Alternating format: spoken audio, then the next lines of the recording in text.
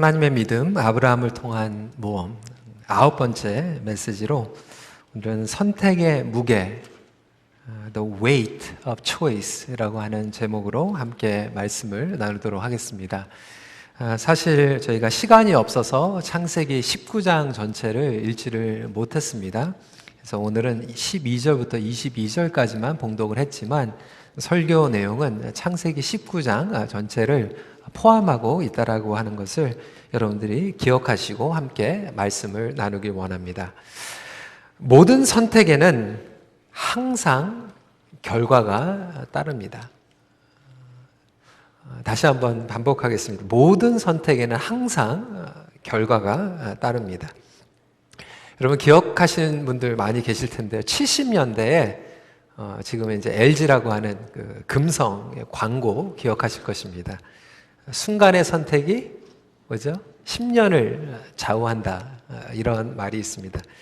요즘은 바뀌어가지고 순간의 선택이 평생을 좌우한다로 이야기를 하고 있습니다. 우리의 선택이요, 어떤 것들은 10년을 좌우하고 또 평생을 좌우하는 게 있고요, 영원을 좌우하는 선택도 있습니다. 굉장히 무서운 이야기이죠. 지금 최근에 미국도 그렇고 캐나다 그리고 한국에도 미투 운동을 통하여서 사회의 힘과 영향력을 가지고 성폭력을 가하고 그 죄의 선택과 반복으로 인해서 많은 사람들이 지금 무너지고 있습니다.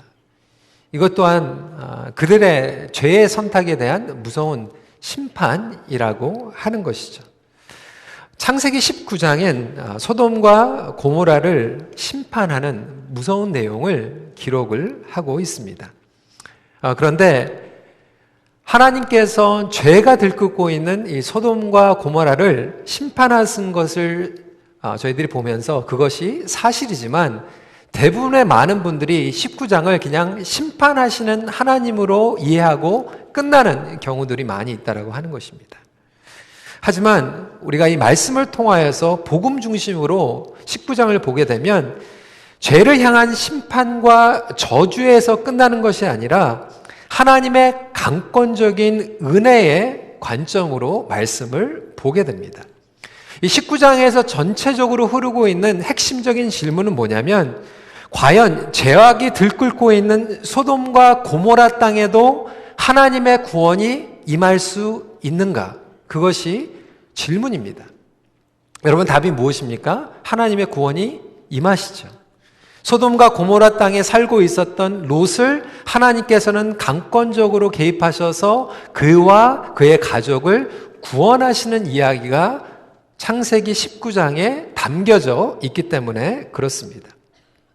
소망이란 더 이상 없고 죄로 망가진 그 세상에 하나님의 심판과 하나님의 공의가 드러나긴 하지만 그 공의는 은혜로운 공의이다라고 설명을 하고 있는 것입니다. 그래서 오늘 본문에는 하나님의 성품이 그대로 담겨져 있습니다. 하나님의 성품은 무엇입니까? 공의의 하나님이십니다. 또한 은혜의 하나님이십니다. 오늘 종료주일을 지나면서 우리는 십자가를 묵상하며 나아가기 원합니다. 십자가는 하나님의 공의와 하나님의 은혜가 함께 만나는 곳입니다. 그러기에 오늘 종료주일을 지나면서 이 소돔과 고모라를 향한 하나님의 마음을 우리가 이해할 필요가 있겠죠.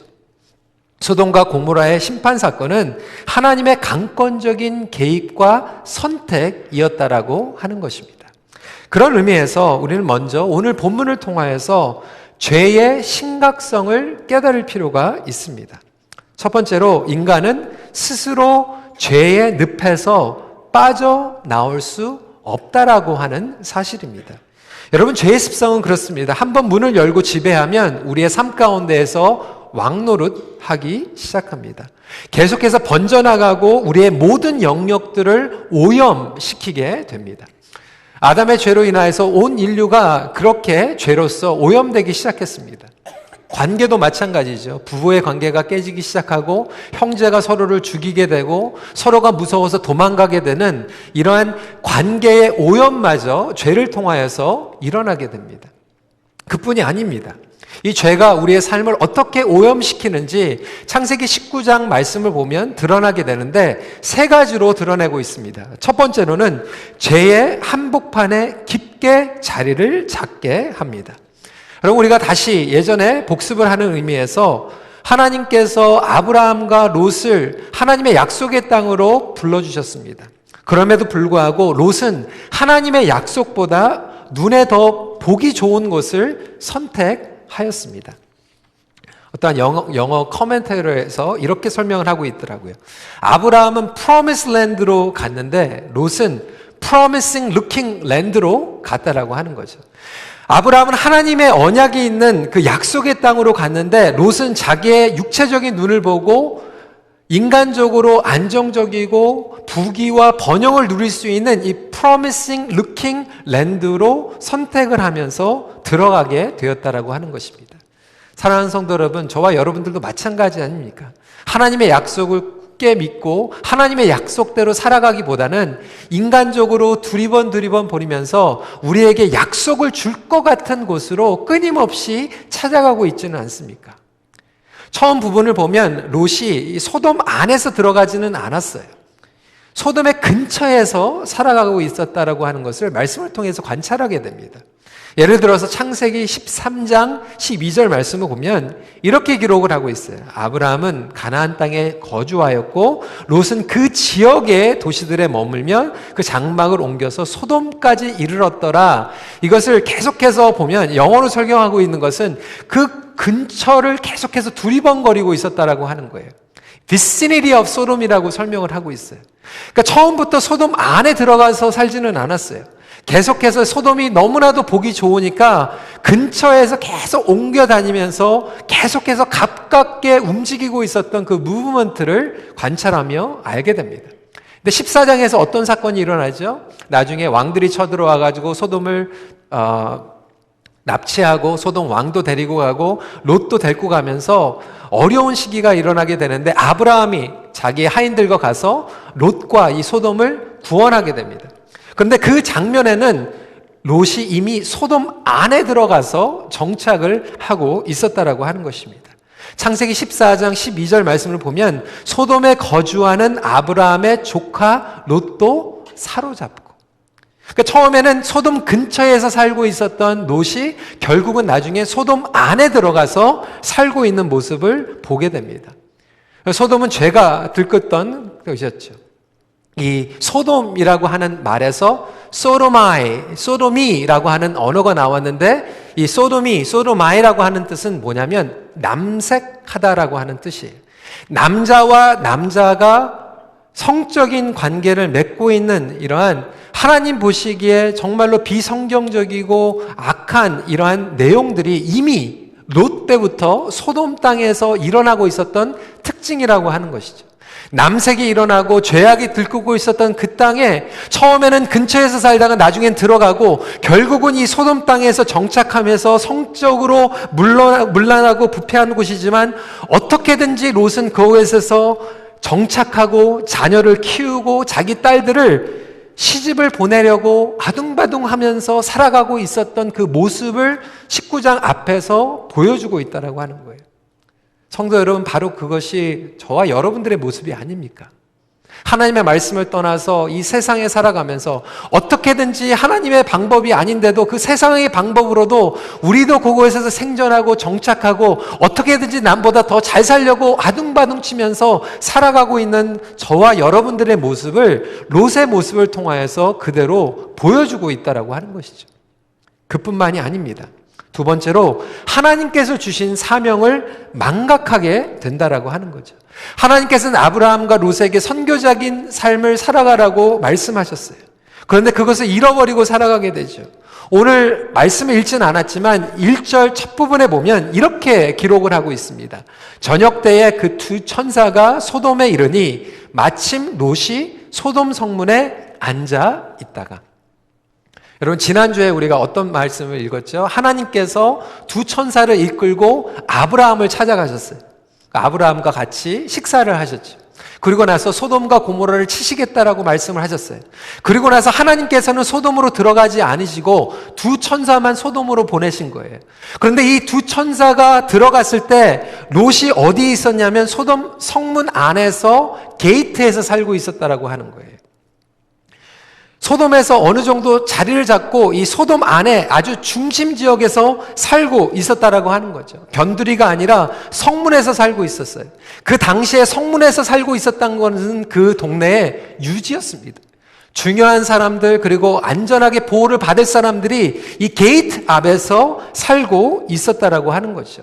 얼마나 중심지에 살고 있었냐면 손님들이 왔다라고 하는 소문이 수시간 안에 금방 온 마을의 사람들에게 소문이 다 퍼져서 거기 있었던 남자들이 하나님의 천사들을 성적으로 범하려고 문을 두드리고 사람들을 내놓으라고 강제적으로 협박할 정도로 그러한 일들이 벌어지게 되었다라고 하는 거죠.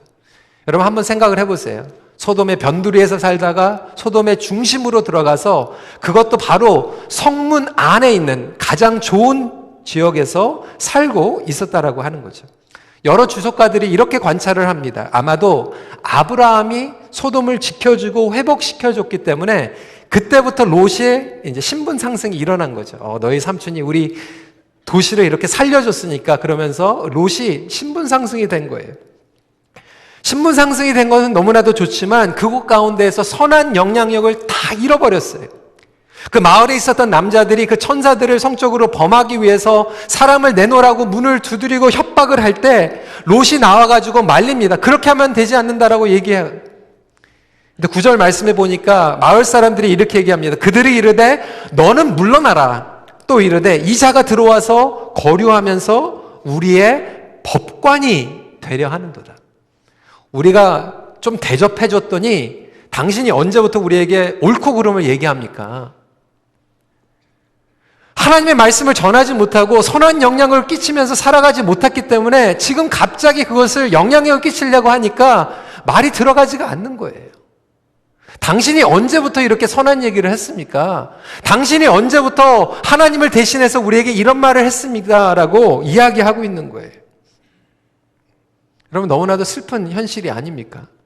여러분 교회 안에서도요, 크리스천들 안에서도 이러한 두 부류가 있습니다.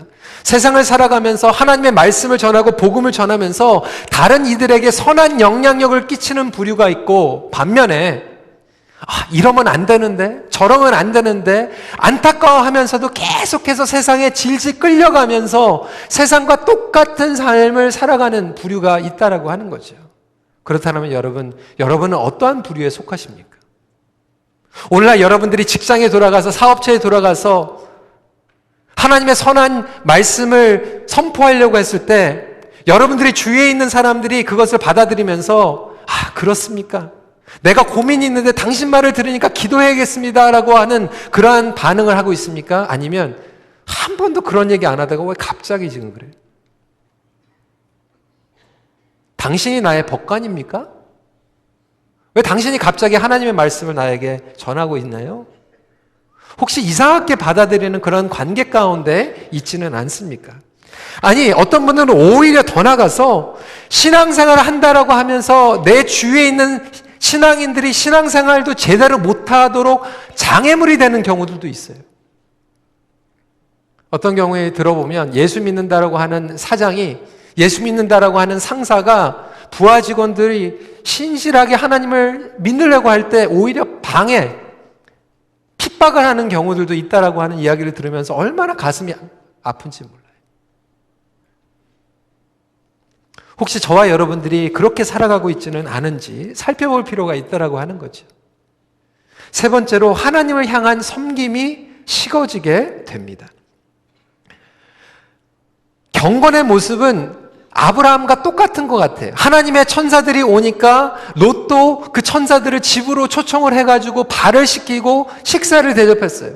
여러분 지난주에 아브라함이 하나님과 하나님의 천사들이 왔을 때 장막으로 초청을 하고 발을 씻기고 식사를 대접했어요. 그런데 롯의 섬김은 식어진 섬김이었어요. 해야 되는 거니까 섬기는 거였어요. 겉모습은 똑같은 것 같은데 내용이 달랐어요.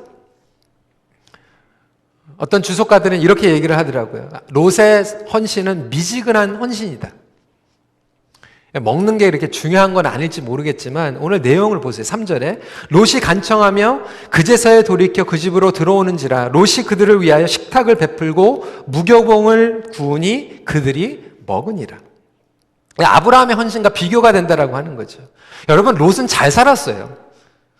모든 것이 풍성한 소돔과 고모라에서 살고 있었어요. 그런데 아브라함은 아무것도 없는 광야에서 하나님의 천사가 오니까 소를 잡고 할 수 있는 모든 것들을 동원해가지고 지극한 정성으로 섬기고 있는데, 롯은요 도시에서 모든 것을 다 누리고 있는데도 그냥 무교병 하나 구워가지고 대접을 했다라고 하는 거죠. 물론 하나님께서 그 메뉴가 중요한 건 아니겠지만 사실상은 우리가 겉으로 보기에는 똑같이 섬기는 것 같고 흉내를 내는 것 같지만 하나님께서 우리의 섬김을 통하여서 최선을 다하는 섬김을 요구하시지는 않으실까요? 그럼에도 불구하고 우리는 때로는 롯과 같이 겉으로는 섬기는 것 같고 흉내는 내는 것 같은데 우리의 마음 가운데 사랑이 식어지고 헌신이 식어진 가운데에서 겉으로만 이렇게 똑같은 흉내를 내고 있지는 않습니까? 여러분, 이렇게 죄는 무섭습니다. 우리의 모든 영역들을 오염시키게 된다라고 하는 거예요.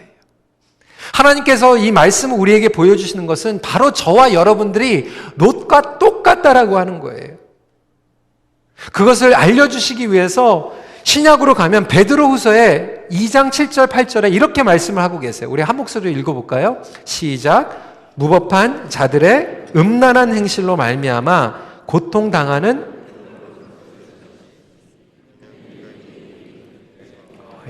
날마다 저 불법한 행실을 보고 들음으로 그 의로운 심령이 상함이라. 성경에서 이 롯을 나쁜 사람이라고 얘기하지 않고 의로운 사람이라고 얘기를 하고 있어요. 이 롯이 의로운 사람이었는데도 불구하고 그 죄악이 들끓는 곳에 불법의 행실을 계속해서 보고 들으면서 어떻게 됐다라고요? 그의 심령이 상했다. 썩었다라는 거예요. 마찬가지로 저와 여러분들이 롯과 마찬가지로 하나님 보시기에 너무나도 귀하고 사랑스럽고 의로운 사람인 것 같지만 우리도 똑같이 롯과 같이 소돔 땅에서 그렇게 악착같이 살아가다 보면 우리도 오염될 수 있고 우리도 사명을 잃어버리게 되고 우리의 사랑과 헌신도 식어질 수밖에 없다라고 하는 것을 롯을 통하여서 우리 모두에게 말씀하고 계십니다. 그렇기 때문에 스스로 나올 수 없는 죄의 늪에 빠진 이 롯과 그의 가족들을 통하여서 우리의 모습을 보여주고 계신다라고 하는 거죠. 이 정도로 죄는 너무나도 심각합니다. 인간은 인간의 힘으로 스스로 구원을 얻을 수가 없어요. 인간은 인간의 선택으로 구원을 선택할 수도 없어요. 저와 여러분들이 하나님의 구원을 경험한 것도 우리가 선택한 것이 아니라 철저하게 하나님의 선택 가운데 우리에게 구원을 주심을 믿으시길 주님의 이름으로 축원합니다. 그래서 이 소돔과 고모라의 이야기는 두 번째 핵심이 여기 있어요. 하나님께서는 하나님 당신의 선택을 끝까지 책임져 주십니다. 그러니까 하나님께서는 죄의 늪에서 헤어나오지 못하는 롯의 삶에 강권적으로 개입하시기 시작하셨어요. 왜 그러셨을까요? 롯을 사랑하시기 때문이에요. 사랑하는 성도 여러분, 하나님께서는 저와 여러분들을 이렇게 사랑하십니다. 롯을 그렇게 사랑하시는 하나님께서 저와 여러분들을 사랑하고 계세요. 그가 끊임없이 잘못된 죄의 선택을 하였음에도 불구하고 하나님께서는 더 이상 내버려 두지 않으시고 하나님께서는 이번에 선택을 하세요. 소돔과 고모라 이야기는 하나님의 강권적인 선택입니다. 이것을 뭐라고 얘기하냐면 God's executive decision 이라고 얘기를 해요. 여러분, 미국에서도요 전쟁이 일어나잖아요. 그러면 대통령이 버튼을 누르는 게 있어요. The President's executive decision 버튼을 누르면 시작이 되는 거예요. 큰 회사에서도 마찬가지입니다. 때로는 이사들이 모여서 회의를 하지만 정말로 급한 시간에는 CEO가 executive decision을 만들 때가 있어요. 근데 마찬가지로 하나님께서도요, 이 소돔과 고모라만큼은 하나님께서 더 이상 내버려둔 것이 아니라 타임아웃을 부르시고 하나님께서 executive decision을 만드시는 이야기입니다. 더 이상 롯에게 선택의 여지가 없는 거예요. 소돔에서 더 이상 살 수 있는 선택의 여지가 아니라 하나님께서 강권적으로 그를 구원해 주시는 이야기가 19장에 담겨져 있습니다. 그런데 그 강권적인 선택 가운데에서도 담겨져 있는 하나님의 인내가 묻어져 나온다라고 하는 거예요. 롯을 찾아가셔서 그를 설득하시고 준비시켜 주십니다. 12절 말씀이에요. 그 사람들이 롯에게 이르되 이 외에 내게 속한 자가 또 있느냐? 내 사위나 자녀나 성중에 내게 속한 자들을 다 성 밖으로 이끌어내라. 사랑하는 성도 여러분, 이것이 바로 하나님의 마음이에요. 여러분들을 구원하시길 원하시고요. 여러분만이 아니라 여러분들의 사랑하는 가족들과 여러분들의 사랑하는 자녀들을 구원하기 원하시는 분. 그래서 롯에게 말씀하신 것 같이 너의 딸, 너의 사위들에게 얘기해라. 전도할 수 있는 기회를 주시고 선교할 수 있는 기회를 인내를 통하여서 우리에게 주고 계신다라고 하는 거예요. 너무나도 안타까운 것은 롯이 평소에 사위들에게 전도를 했었어야 되는데 마지막 때 가가지고 전도를 하려고 하니까 오늘 본문에 어떻게 얘기하고 있죠? 사위들이 농담으로 여기더라. 여러분, 전도도요 평상시에 하세요. 마지막에 절박할 때 하려고 하면 그것이 먹히지 않을 때가 있어요. 하나님께서 우리에게 지금 주시는 기회가 오늘이 기회인지, 너무나도 귀한 게 우리 시니어 선교회 어떻게 모였는데 우리 권사님들이 그렇게 전도를 많이 하세요. 우리 젊은이들도 전도를 많이 하죠. 여러분, 이 전도라고 하는 것은 나중에 절박한 상황에 하려고 하는 것이 아니라 지금 하라고 하나님께서 불러주신다라고 하는 거예요. 그런데 하나님께서 이 강권적으로 롯에게 이렇게 말씀하고 계시는데 여러분 보세요. 16절에 이렇게 기록하고 있어요. 그러나 롯이 지체하매, 그 사람들이 롯의 손과 그 아내의 손과 두 딸의 손을 잡아 인도하여 성 밖에 두니 여호와께서 그에게 자비를 더하시었다. 하나님께서 얼마나 급하셨으면 지금 이기세케트 디시전을 만드시고 롯에게 찾아가셔가지고 소돔을 치겠다고 빨리 날아가라고 하는데 롯이 뭐라고요? 지체했다라고 얘기하고 있어요. 저는 이 영어 성경이 더 마음에 오는데 영어 성경이 어떻게 번역을 했냐면 lingering 했다라고 얘기하고 있어요. 여러분, lingering. 나갈까 말까, 나갔다 말까, 이게 한 게 lingering이에요. lingering. 우리의 삶 가운데서 하나님의 말씀이 우리에게 분명하게 클리어하게 얘기하고 있는데 우리의 삶 가운데서 lingering 하고 있는 부분들이 얼마나 많이 있습니까? 순종해야 될 것 같은데 지체하고, 용서해야 될 것 같은데 지체하고.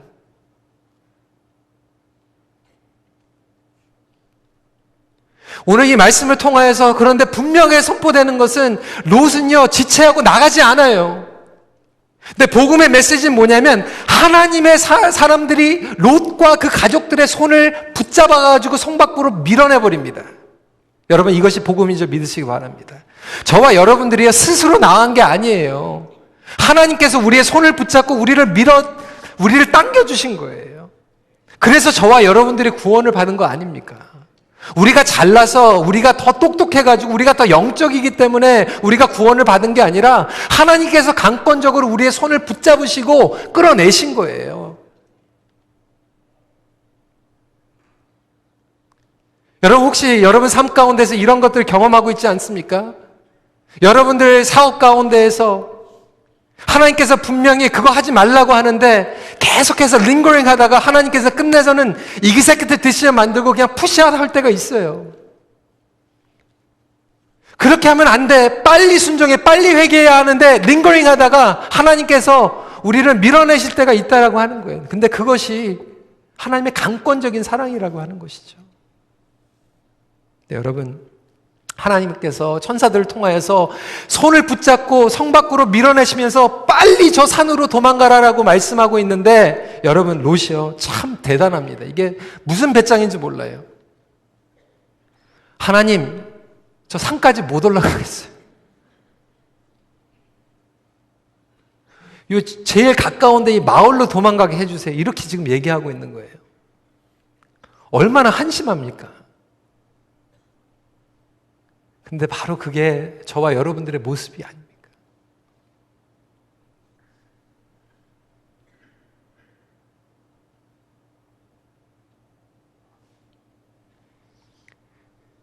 근데요, 하나님께서 이렇게 강권적으로 역사하시는데 또 롯이 산까지 힘들다고 그러니까 하나님께서요 또 봐주세요. 그래 그러면 저 앞에 있는 마을까지만 도망가. 21절 22절 말씀이에요. 그가 그에게 이르되 내가 이 일에도 내 소원을 들었은즉 내가 말하는 그 성읍을 멸하지 아니하리니 그리로 속히 도망가라. 내가 거기 이르기까지는 내가 아무 일도 행할 수 없느니라. 여러분, 저는 이 마지막 부분이 얼마나 은혜가 됐는지 몰라요. 하나님께서 롯에게 이렇게 네가 거기 갈 때까지 난 아무것도 못해. 이게 하나님의 사랑이에요. 때로는요, 부모로서도 그거 경험할 때가 있어요. 저희 딸들이 좀 시간도 좀 잘 지키고 약속도 잘 지키고 이런 걸 원하지 않습니까? 그래서 제가 또 때로는 좀 무서운 경고를 줄 때도 있어요. 근데 그거를 안 지키면 어떻게 할까요, 제가? 제가 또 양보하죠.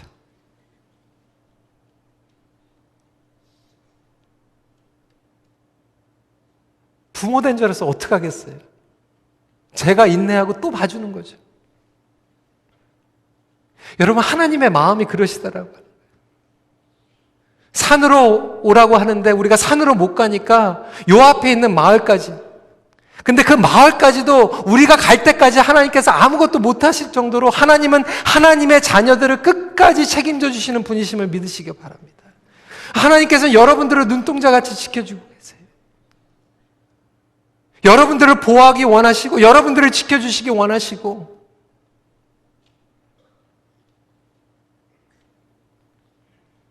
여러분, 그것이 바로 십자가예요. 우리가 하나님의 말씀 가운데 스스로 의인이 될 수가 없기 때문에 하나님께서는 우리의 눈높이로 내려오셔서 그래, 너가 못 오다가지 십자가까지만 와. 십자가야말로 하나님의 공의와 하나님의 은혜가 만나는 곳이죠. 죄를 심판하시는 곳이지만 하나님의 인내와 하나님의 자비와 하나님의 긍휼이 흐르는 곳. 사랑하는 나의 아들아, 사랑하는 나의 딸아, 거기까지만 와.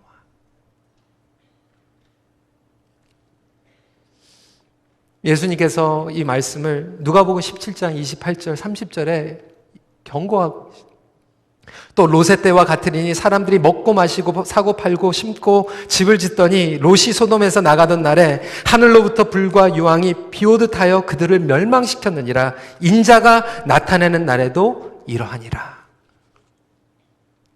소돔과 고모라에 하나님의 심판이 임하였지만 그 가운데서도 하나님의 택하신 자녀들을 끝까지 책임져 주시고 지켜주시는 그 메시지가 십자가를 통하여서 완전하게 드러난 줄 믿으시기 바랍니다. 그렇다면 여러분, 하나님께서는 예수 그리스도를 십자가에서 희생시키기까지 우리를 책임져 주시는 분이에요. 인간은요, 무책임합니다. 자기의 죄도 책임 못 지는 죄인들이에요. 그런데 하나님은요, 하나님의 택하신 백성들을 끝까지 무슨 일이 있든지 책임져 주십니다. 소돔과 고모라의 멸망으로부터 구원을 받게 되죠. 네, 여러분, 오늘 말씀은요, 구원을 받는 거에서 끝나지가 않아요. 이것이 전부가 아닌 것을 19장 후반기를 보면 깨닫게 됩니다. 구원 받은 후에 우리는 매일 삶 가운데서 어떠한 선택을 하면서 살아가는가? 이게 하나님께서 저와 여러분들에게 주신 숙제예요. 무엇을 바라보며 살아가는가? 마지막 포인트입니다. 믿음의 시선이 믿음의 선택을 낳게 됩니다. 롯과 롯의 가족들은 하나님의 강권적인 인도 가운데에서 성 밖으로 나갔어요. 근데 여러분, 롯의 아내가 바라본 것은 뒤였습니다. 소금 기둥이 되어서 죽어버렸어요. 오늘 제가 더 나누기 원하는 것은 그뿐만이 아니라 롯이 소돔과 고모라 심판 후에 소알에 갔다가 소알에서도 사람들과 같이 사는 게 두려워가지고 후반기에 보면 동굴로 들어가요.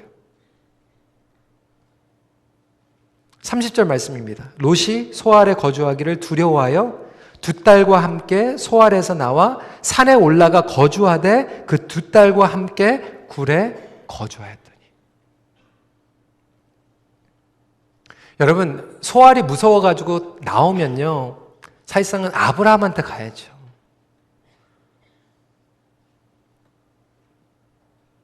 하나님 앞에 나가야죠.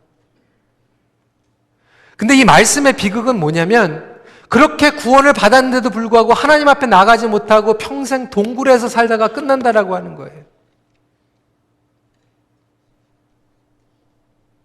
굴에서 살았던 이유가 있어요. 31절에 힌트가 나옵니다. 딸들이 이렇게 얘기하죠. 큰딸이 작은딸에게 이르되 우리 아버지는 늙으셨고 온 세상의 도리를 따라 우리의 배필될 사람이 없으니 이 땅에는 없으니 라고 얘기하고 있는데, 온 세상의 도리를 따라라고 이야기하고 있어요. 하나님의 말씀의 도리를 따라서 산 것이 아니라 그 세상에 있었던 도리를 따라서 계속해서 살려고 하다 보니까 하나님 앞에 나가는 것이 아니라 굴에서 산 거예요.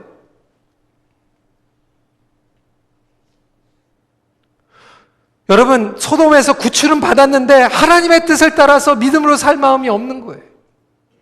오늘 한국교회가, 이민교회가, 크리스천들이 세상에서 영향을 끼치지 못하는 게 너무나도 예수 믿고 천국 가십시오, 이거는 많이 선포를 했는데 예수 믿고 나서 믿음으로 살아가십시오, 예수님을 바라보면서 살아가십시오 라고 사는 것보다 아직도 구원은 받았는데 세상을 바라보면서 살아가고 있어요. 소돔을 바라보면서 살아가고 있어요. 소돔에서 배웠던 그 도리를 따라서 살아가고 있어요. 과연 우리의 믿음의 시선이 무엇을 향하여 있는가? 혹시 저와 여러분들도 그 십자가의 은혜를 경험했는데도 불구하고 아직도 소돔 땅에 있는 도리를 바라보면서 살아가고 있지 않습니까? 우리가 바라보는 것이요, 우리의 삶의 디자인이 되고요, 우리가 바라보는 것을 우리는 결국 선택하면서 살아가게 돼요. 행복을 누리는 조건이 돼요.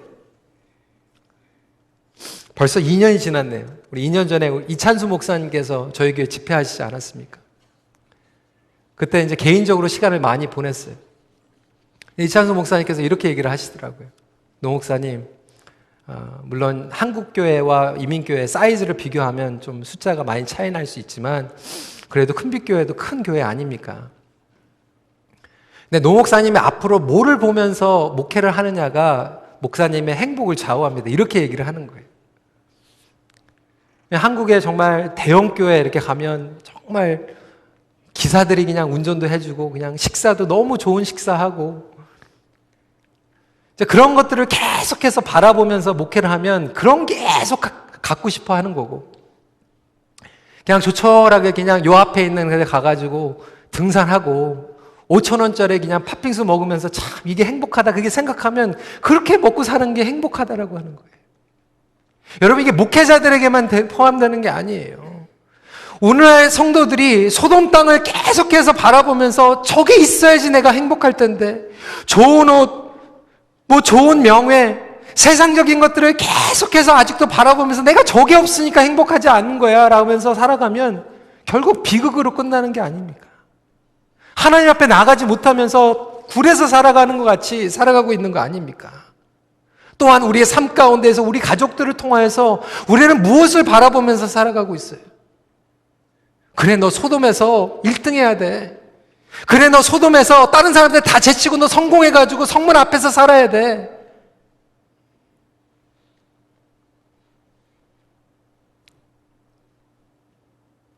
롯의 시선은 하나님의 시선과 어긋났어요. 하나님은 끝까지 롯을 바라보고 있었어요.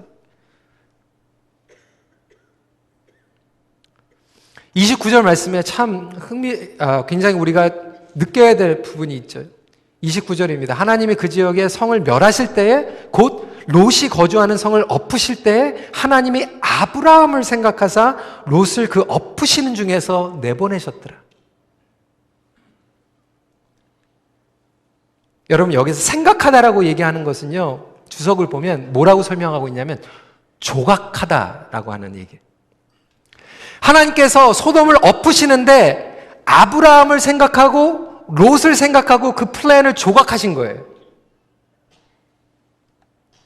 여러분, 우리가 무엇을 바라보느냐에 따라서 우리의 삶을 조각하여 나갑니다. 우리 부모님들도 마찬가지 아닙니까? 여러분들 자녀들을 사랑하고 여러분들이 자녀들을 보고 자녀들을 생각하다 보니까 자녀들이 10년 후에 20년 후에 뭐 먹고 살까? 여러분들 비즈니스를 그렇게 조각하는 분들 많이 계시지 않습니까? 이거 잘 해가지고 물려줘야지. 집을 사도요, 자식들 생각하고 조각하잖아요. 내가 생각하고 내가 바라보는 것을 가지고 우리가 일주일도 조각하고 평생을 조각합니다.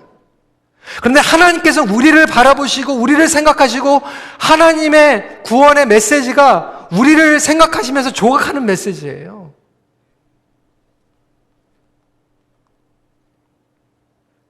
근데 아브라함은요, 그 하나님의 시선과 시선이 맞춰져요. 근데 롯은요, 맞춰지지 않고 끝나요. 사랑하는 성도 여러분, 저와 여러분들은 어떻습니까?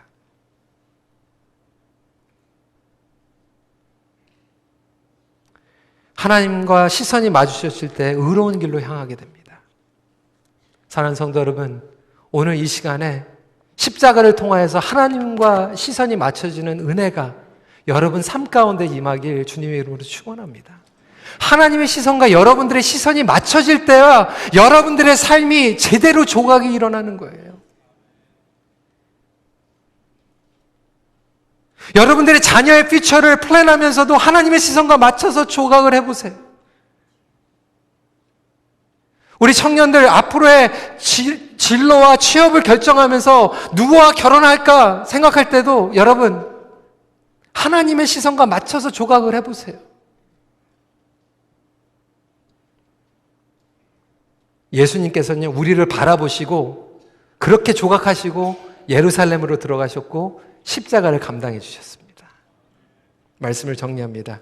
날마다 예수 그리스도의 십자가를 통하여 하나님과의 시선을 맞추십시오. 기도하겠습니다. 성도 여러분, 이 시간에 우리가 함께 이렇게 기도하길 원합니다. 두 가지로 기도 제목을 드릴게요. 여러분, 하나님께서는요, 롯이 그렇게 어리석고 답답하고요, 소돔의 중심지에서 살면서 죄 끊는 곳에서 다 모든 거 다 잃어버리고 상실하고 살아가는데도 불구하고 하나님께서는 그곳에 들어가셔서 그의 손을 붙잡고 강권적으로 성 밖으로 끌어내시는 하나님이세요. 그 강권적인 사랑에 여러분들 이 시간에 아멘하고 응답할 수 있는 시간이 되길 원하고요. 혹시 예수 그리스도를 아직 주 예수에 영접하지 못하신 분들이 있다면 이 시간에 주님, 나의 삶 가운데 찾아와 주심을 감사드립니다. 주님 앞에 나의 삶을 드리길 원합니다. 더 이상 지체하지 않고 주님 앞에 나아가길 원하고요. 더 이상 지체하지 않고 하나님께서 주신 우리의 전도 그리고 또 순종이라고 하는 부분들을 링거링 하지 말고 주님, 제가 이제는 주님 앞에 반응하며 나아가겠습니다. 이렇게 기도할 수 있기를 원하고요. 혹시 우리 중 가운데에서 우리가 구원은 받았지만 하나님의 말씀대로 살아가는 것이 아니라 이 세상의 도리로 아직도 끌려가고 있는 삶을 살아가고 있다면 하나님, 나의 시선이 하나님의 시선과 이제 맞춰질 수 있는 그러한 놀라운 영적인 회복과 회개가 일어나게 하여 주시옵소서. 우리 이 시간에 함께 기도하는 시간 갖도록 하겠습니다. 기도하시겠습니다. 아버지 하나님, 그렇습니다. 우리 이 시간에 주님